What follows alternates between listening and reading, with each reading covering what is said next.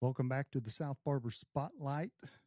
We are joined now with Matt Cantrell, head coach of the South Barber Chieftains football team. I'd like to remind you that this episode is brought to you by May Precision Ag, Kiowa, Kansas. Be sure to contact Jerry May for all your Pioneer seed, grid soil sampling, and custom farming needs. Matt Cantrell is in his 10th season as the head coach of South Barber High School. He's also a South Barber alum, brings with him over 80 wins over the last 10 years. This week is homecoming at South Barber with a special recognition honoring the 2005 state champion football team, which Coach Cantrell was an assistant on. Currently, South Barber's 2-1 overall with back-to-back impressive wins, defeating Otis Bison 72-32, then Ashland 58-13. Up next Friday night, the Moscow Wildcats. Coach, welcome to the podcast. Well, thanks for having us, Justin. Well, I forgot to mention we're joined with Grant as well. Thanks for having me. You bet. Guys, how's it been going? It's been going good. It's been, a couple of good weeks, and the guys are starting to gel a little bit and starting to come together and starting to have string some good practices together. So we're excited about this week. You bet. You bet. So let's talk about, before we jump into the Moscow game, I think it's neat that we have the reunion of the 2005 state champion team. What was that year like for you guys? Well, pretty magical, really. I mean, we went into it. We'd been, the three years before that, we've been right there. Went to the state championship in 2002 and lost it when those seniors, those 05 seniors were freshmen. The neat thing was they had a lot of older brothers that were seniors, and they got to watch that and be that close. We ended the ball on the 1 foot line. Probably should have won the game, actually, but and they got to experience that and came back in 04 and came up a little bit short at a game against Victoria and lost 14-6 off of a fluke muffed punt. Our guy ran into the umpire, fell down, guys wide open. He scored. Victoria went on to win the state championship that year. And I think part of that, they were like, oh, I think we can do this, And that summer before was really cool because those guys, we would be in the weight room and they worked real hard and they just dedicated themselves, and they would tell me, Coach, we are winning a state championship, and that's great. Kids say that, say, all right. And I remember telling them, I said, I'm sure this story will come out this weekend when we get all together, but I remember telling them, I go, all right, guys, you guys win a state championship, you can shave my head, and I had forgotten about, I said that. They didn't, though. So the week that we had the parade and everything after that, and they brought me up on stage, said, you forget something, Coach? I thought, oh, no. So I got my head shaved in front of everybody. But yeah, that year was great. I mean, it was just a bunch of guys that worked hard and were just from the get-go, you just knew it was going to be a different year the way they worked, and they were just going to get it done. Yeah, pretty awesome. Is Coach Johnson coming back?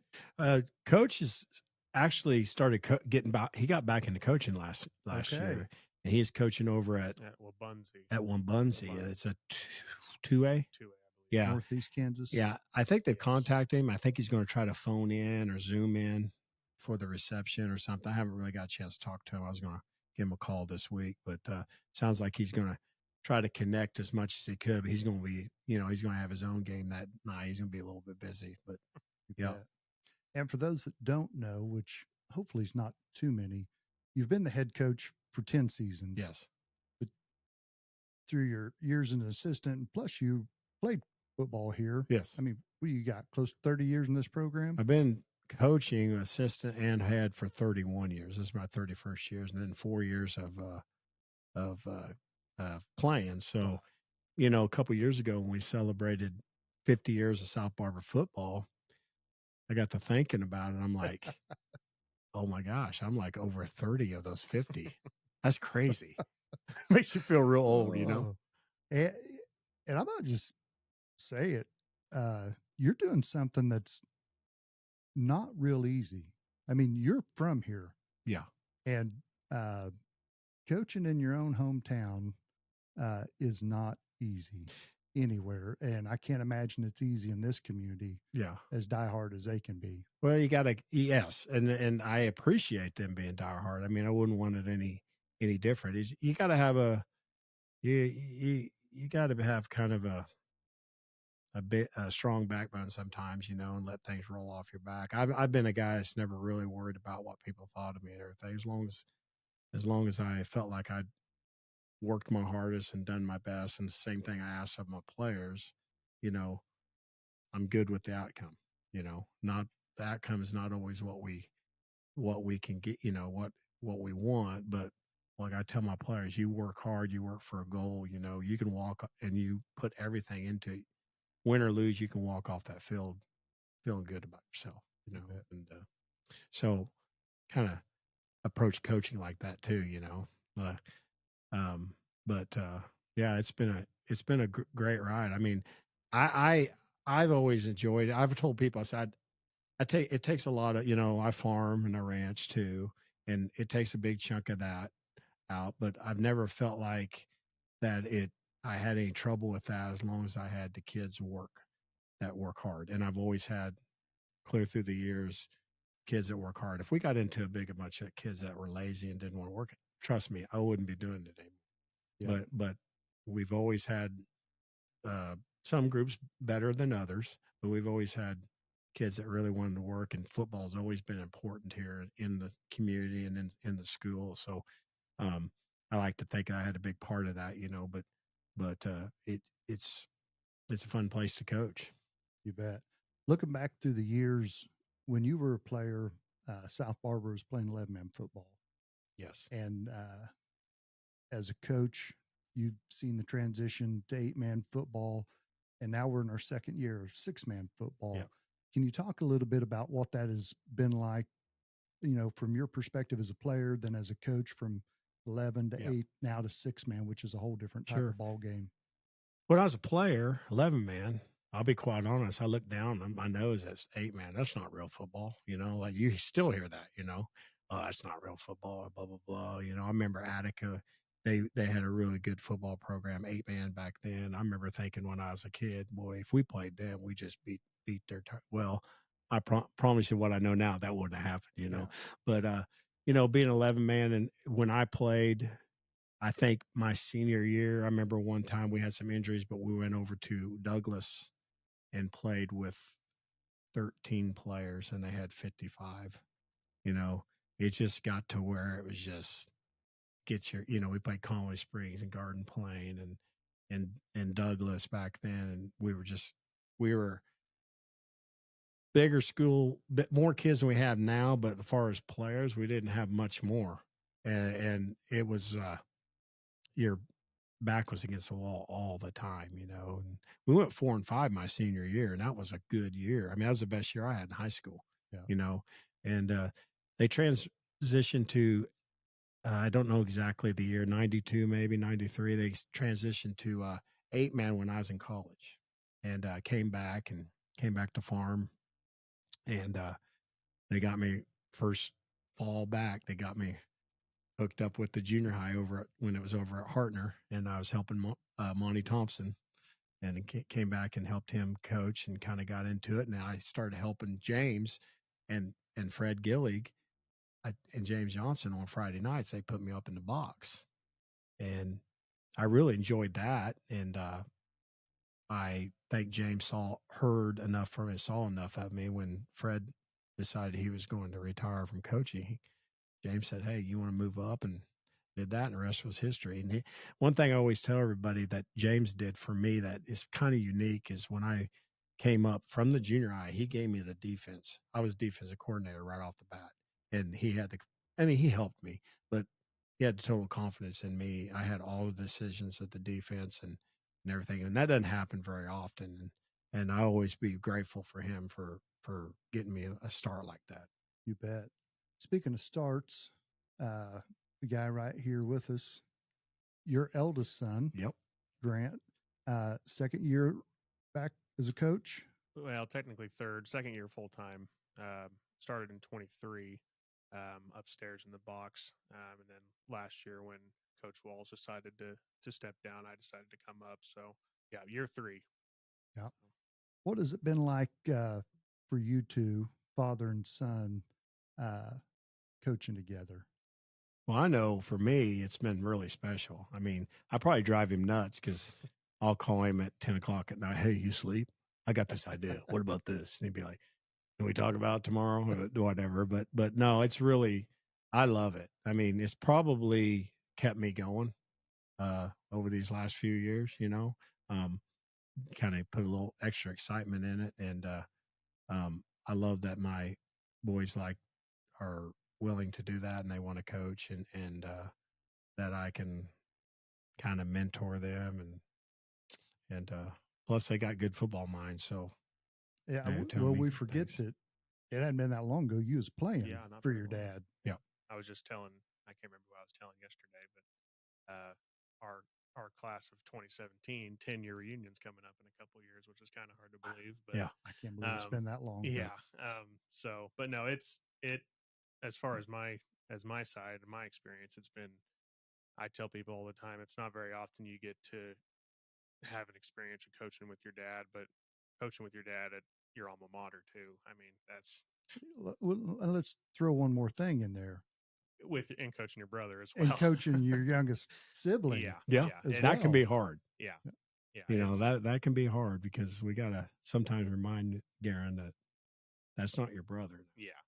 That's your coach, Which I've told him time and time again, but when I was a player, sometimes I struggle with that too. Like if he'd get on to me or something, and I'd be like, well, I'd have to separate the two. Be like, Dad's over here. This is all coach, my boys right? have had that, they'll, and I think all coaches' kids have that, Yeah. because we're going to be harder on them than anybody else. And I've always told them that. And I tell them, sometimes I'll do that on purpose. Yeah. I'll pick you out and discipline you, and you got to take it. It's not dad, it's coach, it's your head coach. So yeah, they learn that real fast. Yeah. Well, we should be broadcasting the game Friday. Mm-hmm. I think we're going to be on YouTube with it. Awesome. And I'm looking forward to it. One, because it's homecoming, and I've missed calling some South Barber football games, but I've called games when you were playing. Yep. Probably my most fun game was the year that Gage was in street clothes the first half and come out the second half and played against Norwich in the playoffs. It would come back and won. Had a torn ACL. Yeah. And now I'm going to call a game with Garen playing. Yep. And that's awesome. So looking forward to it. Yep. Well, let's kind of talk a little bit about this year so far. We no need to discuss the Cunningham game. Yeah. Since that game, that's right out of the latch, you've got 2 straight big wins. How proud of you of the way your team's responded since week 1? Oh, I think we've responded real well. We're still working on some things. We even talked about that tonight at practice, that we're still a little bit loose on defense, more loose than we want to be. We want to get to be a shutdown defense. We're not there yet. We got the offense really rolling. We want to keep that going, work on some different phases of that offense. But I've been proud of the guys. I mean, we kind of that Cunningham game, we learned a lot about ourselves, and I'll just say it. There really wasn't a reason for it to end the score the way it does. We might have got beat, but we shouldn't have got beat that way. And I think we learned a lot about ourselves in that game, and hopefully we get that chance again, that we'll not only perform better, but we'll take care of those little things that we lacked in that first game. You bet. Speaking of offense, Austin Swonger has been on fire at quarterback. Yes. What kind of growth have you been seeing in him from year 1 and 6-man football to year 2? Accuracy. I mean, Grant could probably talk a little bit more. Grant actually coaches our quarterbacks, but because he was a quarterback. But I think accuracy and the understanding of the concepts and reading what we need to do. I think he's learning how to hey, it's 6 man. There's only one guy to beat here. I can buy myself a little more time. I don't have to stay in the pocket and take it on the chin. I can buy myself time. And with our receivers, and that's another thing that people don't see. I've been seeing the last couple of games that they understand when Austin moves out or starts to scramble a little bit, we relocate. We call run the grass, and we'll change our route, get the grass, and we just get that connection. That's how you get some big plays, especially 6 man. Yeah. Well, and another thing to add to that, biggest thing I've seen is just his maturity. And I mean, last year, sophomore, first full year starting as a varsity quarterback, you're going to go through some growing pains there. And what I've seen this year is, he's learned from those mistakes. He knows what not to do. He knows how to make our team successful. He's doing a great job so far. Yeah. And you kind of alluded to, a couple receivers. It does help that you got a couple guys that can get open and then catch the ball when it gets to them. And just the stats that I pulled, so you can correct me if I'm wrong or not, but looking at Guerin, it's at 8 touchdowns on the season, averaging about 135 yards a game. Yeah. That helps. Yeah. He's got 21 catches for a little over 400 yards. And, yep. 21 catches and 8 of those are touchdowns. Yeah. Yeah. Nice little. Yeah. That helps. Yeah, that helps. And then you also got Steele Smith, who's a sophomore, that 8 touchdowns as well on the season. Yes. Yeah. How important have they been as far as their development? Because I mean, we're still talking about a team that's only got one senior. Right. You lost one senior last year, but you lost him halfway through the season. Right. So you've kind of got your same group back, but you were playing mostly with freshmen and sophomores last year, correct? Yeah.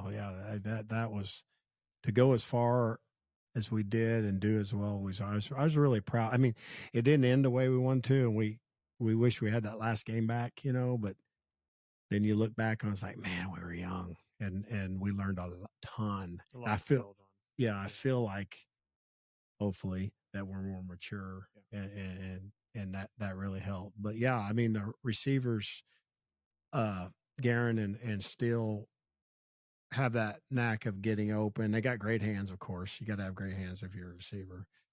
Both got really good speed. Guerin's got really good speed. Hard to cover 1-on-1, especially in 6 man. He also, I think, still benefits from Guerin because Guerin draws a lot of attention. The better coach teams learn how to double team him, and then that gets Steele and some of the other guys. What I'm looking for now, and I told the guys this last week, I'm looking for who's our number 3 and number 4 guys. And that was great to see Friday night that Devin Olson stepped up, had 2 big catches, and Braden Duval had 3 catches for us and a touchdown. And I'm like, all right, now we can get 4 guys out there, plus sending out Keegan McMurray from the center sometimes, a little hot routes. We got Cody, he's a good receiver too.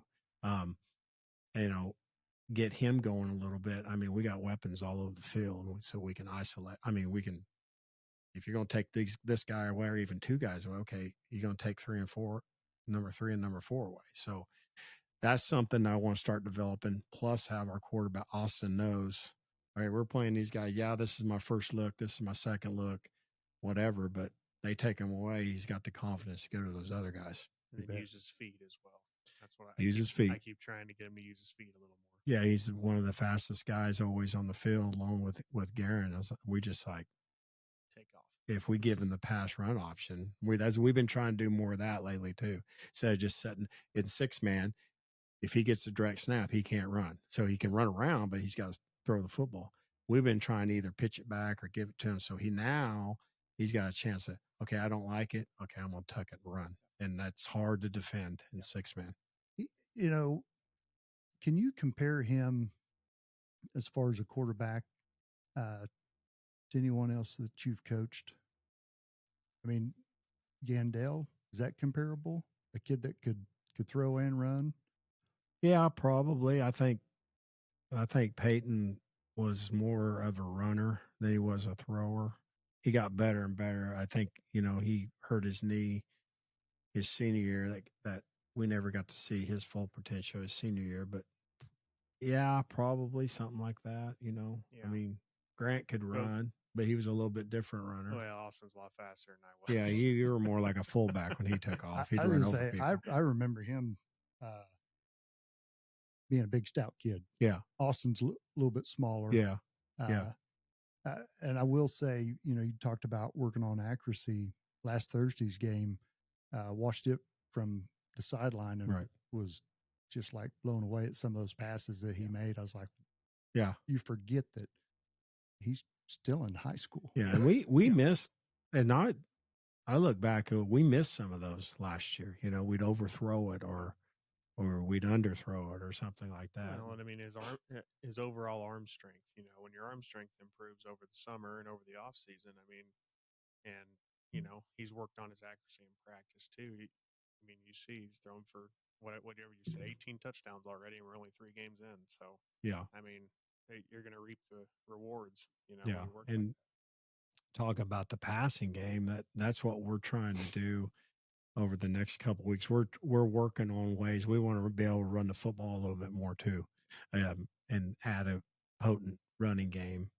But if you look at the way our teams, just our personnel, I can't line up 3 or 4 200-pounders across the line and pound it at you. We just don't have those guys. So we got to find different ways of running the football and get a little bit creative. We just can't hand it off and come downhill. It's pretty hard for us. So we're going to try to spread you out, get into seams, and see if we run the football that way. Are there very many teams in 6-man that will line up and just run it at you? Well, we played one week 2, Otis Bison. That's right. And week 1. And week 1, Cunningham can. They got the capabilities of. They're probably better at that than they are spreading it out this year. So they have capabilities of doing both. Yeah. So when you have a 6-man team that can do both, that's when it's really hard to defend. Right. There is some. I mean, I just watched Friday night film. I watched. I think they're ranked number 3. Tescott. Yeah. It's got a really good running game. They got 2 backs that are really good. They're not as big, but they're just so athletic. They run the ball very well. So, yeah, they're out there. I mean, we'll probably. I mean, I look around way we spread it out and everything. We probably spread it out and put people all over the field more than anybody that I've seen in 6-man and stay in consistently, it. right? And consistently. I mean, we'll start in it. We'll start in our spread stuff because that's what we do. Some teams will flash into it and they're pretty decent at it. Weston can do both. But we're a spread team. I saw everybody knows it, so, but I've been kind of a spread team. Even when I was coaching 8-man, we were a spread team. So as good as you've been offensively, defensively, you've been pretty stout the last 2 weeks. Yeah. And got 7 interceptions on the season already. And that's just 3 weeks in. Yeah. How important has that been for the development of this team moving forward?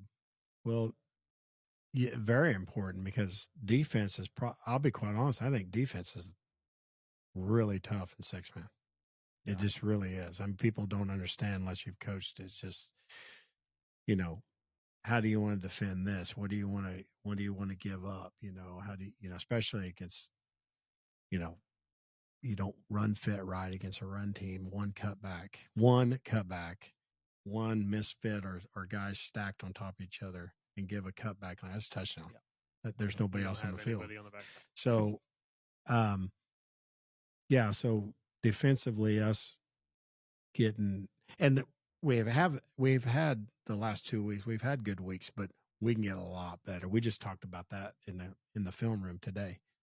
That guys, we can play a lot better, and that's hopefully, knock on wood. That's what we're kind of shooting for Friday night. We want to start getting that lockdown defensive attitude and that's hard to do. It does. It's hard to do in 6-man. I was told when we were going into 6-man from some guys that have been in coaching 6-man. I mean, like if you shut out a decent, or if you keep a decent team 20 or under, you can just kind of count it. In 6-man, that's kind of like a shutout. Yeah. Yeah. I mean, then now I'm like, yeah, kind of is, you know. One of the things I noticed last Thursday was your boys were hitting. Yes. I mean, they were getting in there and, Yeah. and laying the wood to some guys, and Yeah. that's huge. Right. You know, my perspective, and it may be completely different. It doesn't seem that football is as physical as it used to be, say, like when you were playing, or maybe even when you first started It's different. coaching. It's more finesse, Yeah. speed, Yeah. and that. And I was just super impressed with those young guys just getting in there and mixing it up, Yeah. laying the pads to them. Yeah. Well, and that's what we talk about, you know, any, not even just in 6-man, but 8-man, 11-man, any, you know, at any level, every good team is always physical, always. You don't ever have a good team that's not physical on defense. And No. so that's what we're trying to, you know, relay to the guys like, hey, if we want to be a good team, not only on defense, but overall, you have to set the tone with your pads. That's why you're wearing them, you know. So that's the way football's supposed to be played. It's interesting you say that, because I think some people that don't watch a lot of 6-man, they got a misconception of, well, that's just flag football, you know, basically. And I'm like, come watch. Yeah. Come watch the good ones. Come on. You don't think Cunningham will hit you in the mouth? You know, you don't think South Barber will hit you in the mouth? Come watch it. And you tell me that you don't see some collisions, some hitting going on out there. Like I said, defensive to me is a lot harder. You got to become a great open field tackler too, you know, and that's not easy to do. It's stuff you have to work on. Yep. You know. Looking at Moscow Friday, on paper, doesn't look like that daunting of a task. We know they've had a history of success back around 2019, 2020. What kind of challenges do you think they're going to present? Well, they have a big physical back. If you don't come up and meet him at the line of scrimmage or behind and let him get going, he's a load to bring down, and we got to hit him in the legs. I just got done scouting them against Weskin, who's the state champions, defending state champions from last year, and he broke tackles against Weskin, and he's a load. And I should have gave disclosure that on paper they didn't look that tough, but they've had a pretty good schedule in front of them too. Right. Yes, I think I can't remember who they played. Weskin, and I think they're 1 and 2. Yeah, I believe.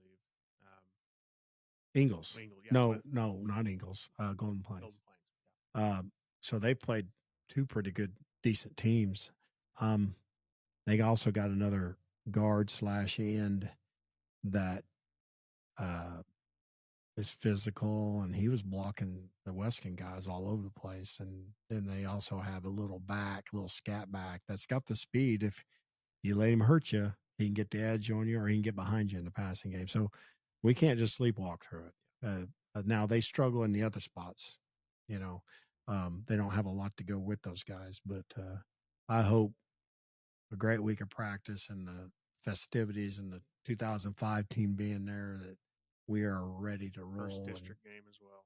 Yeah, and the most important thing, the first district game. I told the guys today, I said, you know, first district game, homecoming, big crowd, state champs watching on the sideline. If you aren't keyed up for this one, I really don't know why you're playing. So yeah, I'm already keyed up. It's Monday.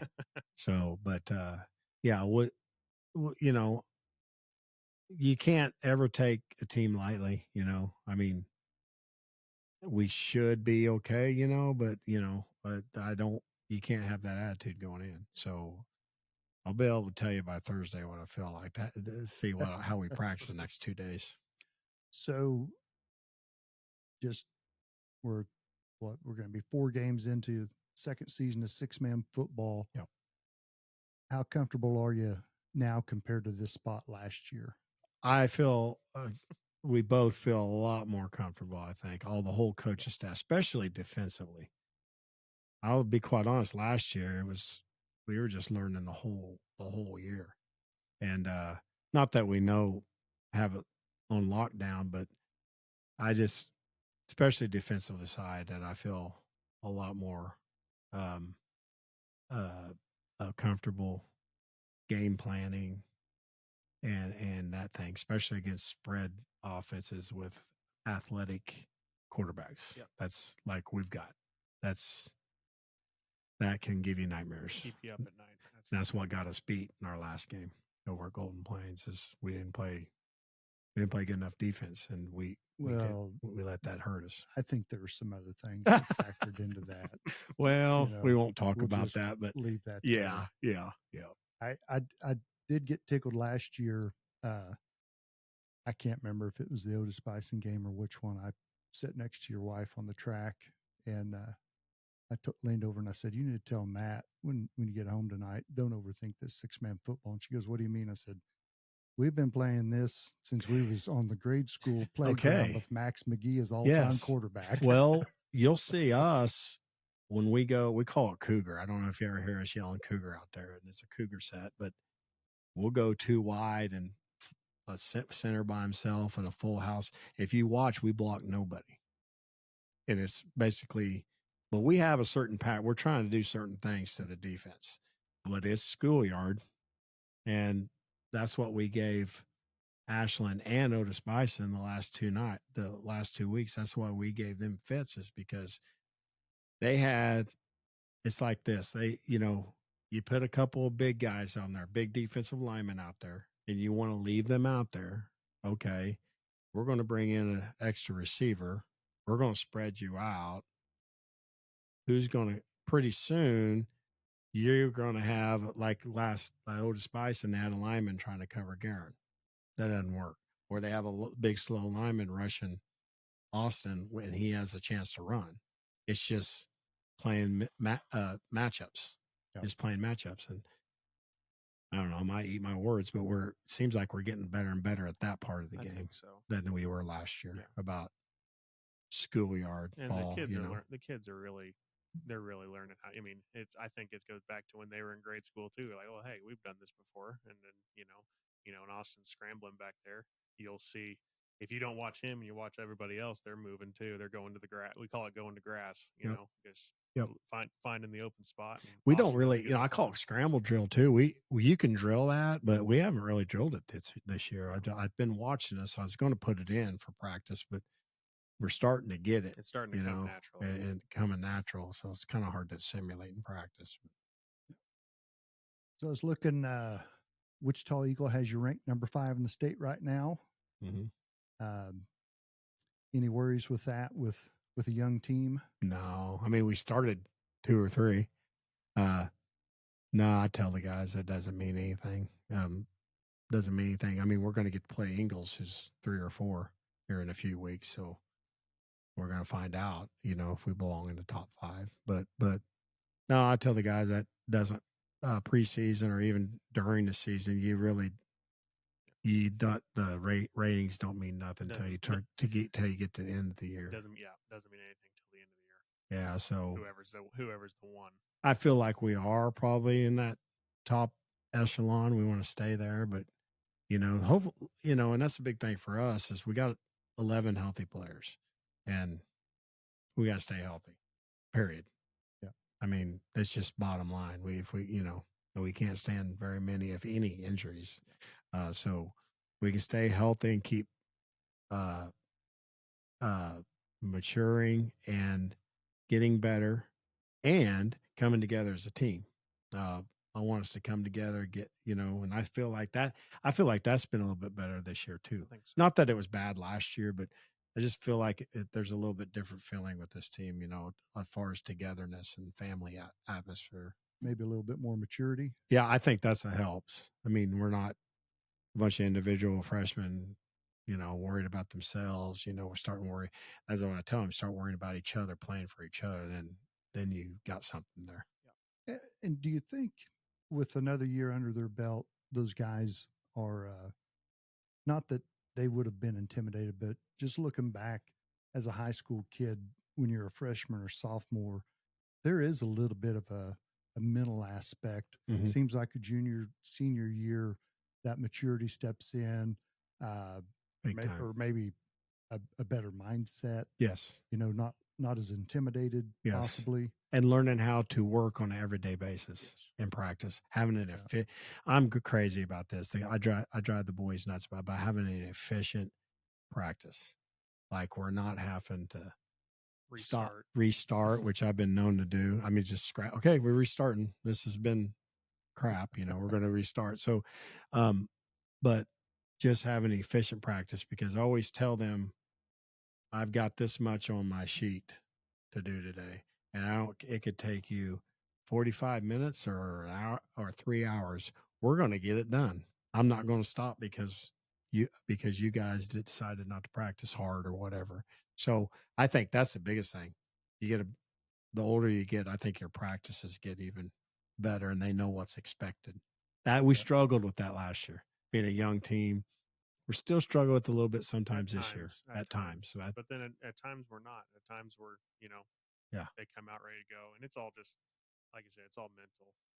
It's you gotta want to practice it, but we haven't really had very many brutally hot days. So, no, we've been really spoiled this year. Been really spoiled this year so far. Plays a factor. Yeah. But. So I doubt we have any listeners from Moscow on this podcast. So I'm going to ask you, we're going to see any new wrinkles to the game on Friday? Probably not. Anything that you're going to break out we ain't seen yet? Not offensively. Probably not, unless you have to ask me out on Thursday, unless I come up with something wild. But we're going to work on some things, but I don't know if we're going to show up Friday. We're going to work on some new stuff. I feel like I told the guys we do our stuff efficiently and well, that we'll be fine. No, probably not any different wrinkles. We'll just try to keep things rolling, especially offensively. We are looking to get that clamp down, physical attitude. We've been good on defense the last 2 weeks, but we think we can be so much better. So that's what we're looking to improve on Friday night, especially on the defensive side of it. We finally got our special teams going. Our special teams was awful week 1. We gave up a kickoff return and a punt return. Just terrible. And they've gotten better. And we finally got us a kickoff return, and our kickoff coverage was great. We're starting to make our extra point kicks, so that was good to see the special teams starting to improve. Now we just got to get that defense where we want it.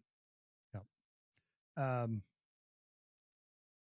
Similar start to this season from last season. Mm-hmm. On paper, it looks like. What are you looking forward to the most the rest of this season? I know you do got a big game with Ingles, but looking at the other schedule, it kind of looks similar to last year. Yeah, I mean, we need to take care of ourselves and get better.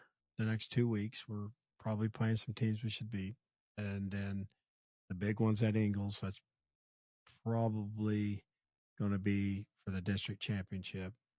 Then we'll play Pawnee Heights after that, which I think Otis Bison beat them pretty good last week, and then we end up at Rolla. Just staying healthy and getting better and getting ready for the playoffs is my biggest concern. And staying together and coming together as a team. Now, one thing I'm not looking forward to is we still got trips to go to next week. We go to Chitopa and we go to Rolla. I'm not looking forward to those. Are 3.5-hour trips. They're going to be brutal. Now, will you play at Chitopa? Somebody told me something about Coffeyville. No, I don't know. I wish we would. That's not. That's a little closer. Yeah, no. So it is Chitopa. Yeah, we're going to leave it. We just talked about today. We'll leave at 11 a.m. that day for a 6 o'clock game.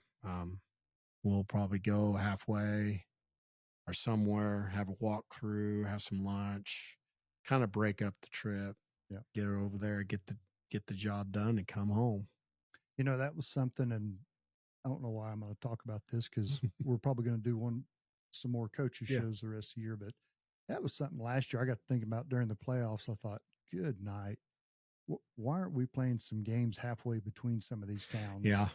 Well, it's, I would say there's several things that go into that. Logistically, arranging it with the school that's going to host. There's a lot goes on that. Plus, the home team that's supposed to have the home game, they might lose some gate money, Yeah. concession stand money, that Gas type of station thing. money. Yeah, that type, for their town, that type of thing.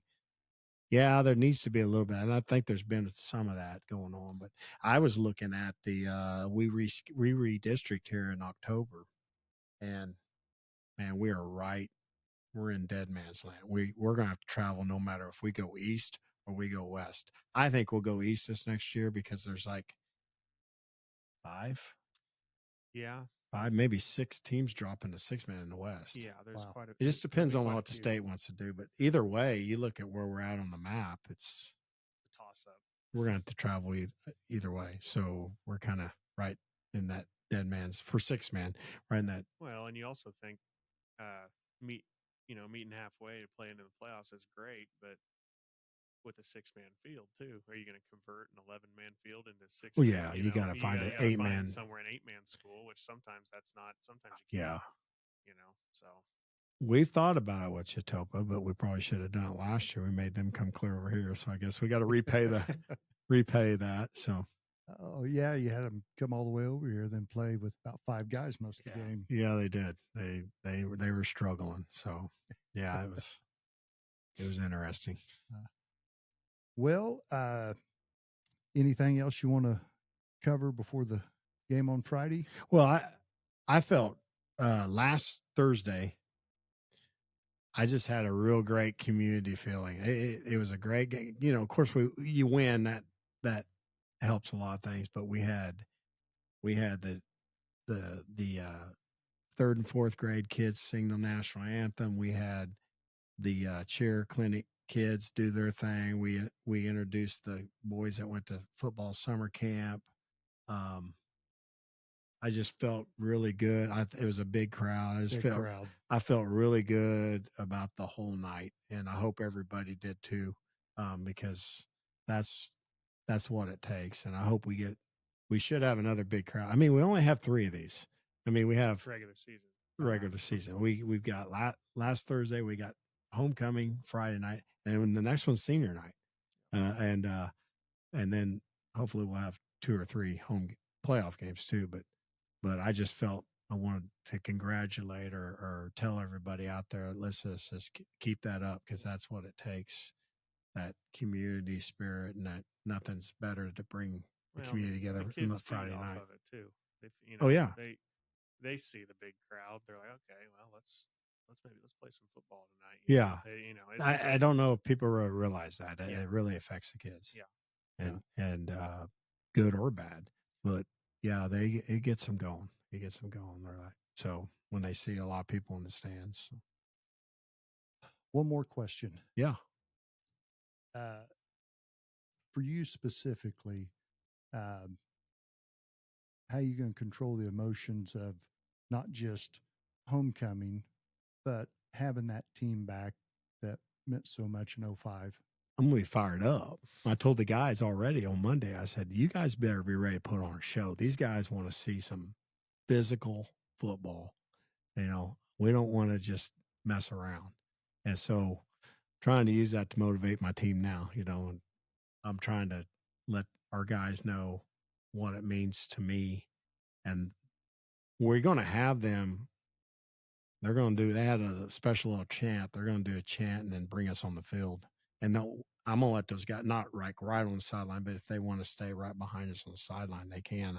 I know a lot of them most of them have families. They probably won't go sit with them, but I'll be fired up. I know that. I think our kids will too. I will. I think we, forget sometimes just how dominant that team was. Oh yeah. Because I can tell you, I think I've told you before that I actually sat on the Hope sideline in that state championship game. Yeah. That game was over during the warm-ups. Yeah. Just listening to the people from Hope. Yeah. Trying to shed words of encouragement on their team. Yeah. It was along the lines of, don't be intimidated. You can do it, guy. And I'm like, this game is over. Yeah. I mean, that was well, we had a team dinner the other night, and we pulled out the 05 highlight film, and our guys sat there and watched the whole thing, and they were like, "Oh my gosh, you guys are so big, and look at you guys run over." I was like, "Yeah, Look at man." the 38 guys on the sideline. I said, "Yeah." I said, "You guys are going to get to meet most of those guys." I haven't heard, but I think they got a pretty good number coming back. Awesome. So that's going to be fun. We're going to have a dinner with them. I think sounds like after the game. Our team and their families, them and their family. That's going to be, and then they're going to eat, and then the high school kids will go to their dance. So that'll be fun. You bet. As long as we take care of business during the game, because I always tell our guys, now this is coming from a football coach, everybody, but homecoming's great and everything, but I was like, you're not going to have a homecoming without the football game. So take care of the football game. Right. And on the other hand, when we go to people's and they're playing us for homecoming, does that get me fired up or what? Nothing gets me more fired up when we go to on a away game and they're playing South Barber for homecoming. I'm like, we've ruined a lot of homecomings in my years, and hey, I know I love that. Gets you more fired up. That's fireworks display after a football game. Yeah, yeah. That ain't happened again. Yeah. Yeah. Inside joke. Yeah. Well, guys, thank you so much for taking time out of your schedule. I know you got a busy schedule. Let's just plan on doing another one of these at some point.